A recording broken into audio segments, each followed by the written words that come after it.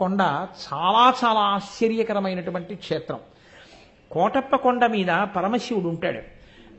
ఆ పరమశివుడు అక్కడ దక్షిణామూర్తి స్వరూపంతో ఉంటాడు. దక్షిణామూర్తి స్వరూపంతో ఉన్నటువంటి పరమశివలింగం ఉన్న ఏకైక క్షేత్రం బహుశా కొండ మీద నాకు తెలుసున్నంత వరకు ఆంధ్రదేశంలో కోటప్ప కొండ ఒక్కటే. ఆ కోటప్ప కొండకున్న గమ్మత్తు ఏమిటో తెలుసా అండి? ఒక గొల్లభామకి పరమశివుడిచ్చిన వరం, ఎన్నడూ కాకి వాలదు. ఆ కొండంతటి మీద పగలు కాదు రాత్రి కాదు ఎన్నడూ ఒక్క కాకి మీకు కనపడదు. కొండ ఎక్కుతుంటే బోల్డని కాకులు కనపడతాయి. మీరు వెళ్ళేటప్పుడే చూడండి. మీరు కొండ ఎక్కుతారు కాబట్టి కోటప్ప కొండ ఎక్కేటప్పుడు చూడండి. కోటప్ప కొండ కింద బోల్డని కాకులు ఉంటాయి. కోటప్ప కొండ ఎక్కడం మొదలెట్టినప్పటి నుంచి చూడండి, ఒక్క కాకి అంటే ఒక్క కాకి మీకు ఆ కొండ మీద వాలదు.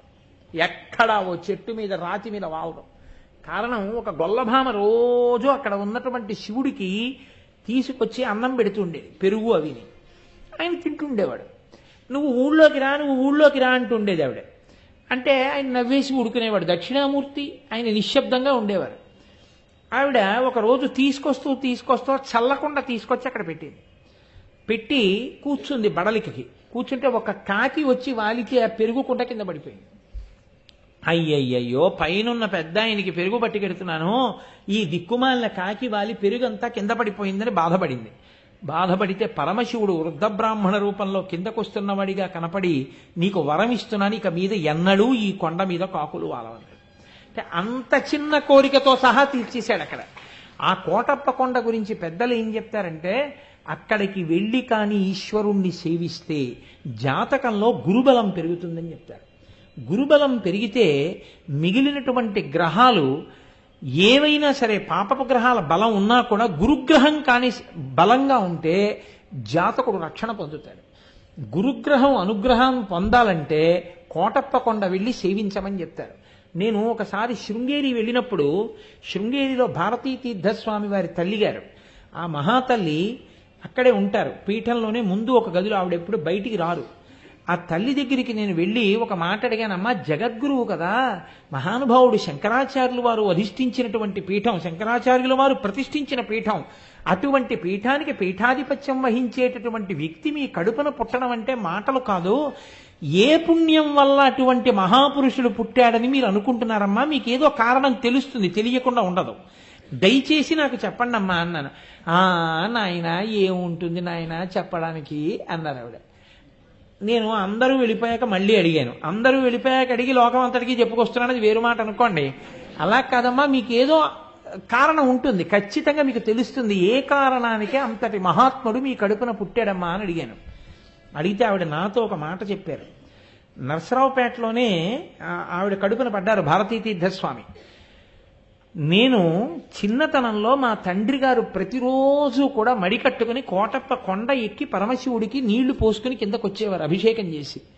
తెలిసో తెలియకో మా నాన్నగారి వేలు పట్టుకుని రోజు పరిగెత్తుకుంటూ నేను కూడా కోటప్ప కొండ ఎక్కేదాన్ని. ఎక్కి నమస్కారం పెట్టుకుని, పిల్లలం కదా నాయన, కిందకి దిగిపోయేవాళ్ళం. ఎన్ని పర్యాయాలు ఎక్కానో, ఎన్ని మార్లు నమస్కరించానో, ఎన్ని మార్లు దిగానో నాకు తెలియదు. కానీ ఏ దక్షిణామూర్తి స్వరూపం జ్ఞానమూర్తి అక్కడ ఉన్నాడో, ఆ జ్ఞానమూర్తి సేవకి అన్ని మాటలు కొండెక్కిన ఫలితమేమో, అంతటి మహాజ్ఞాని, అన్ని వేదములు చదువుకున్నవాడు, అన్ని ఉపనిషత్తులు చదువుకున్నవాడు, శంకరాచార్యుల వారి చేత ప్రతిష్ఠింపబడిన పీఠానికి పీఠాధిపత్యం వహించగలిగినటువంటి మహాపురుషుడు నా కడుపున పుట్టడానికి కారణం అదే అయి ఉంటుంది అని చెప్పారు.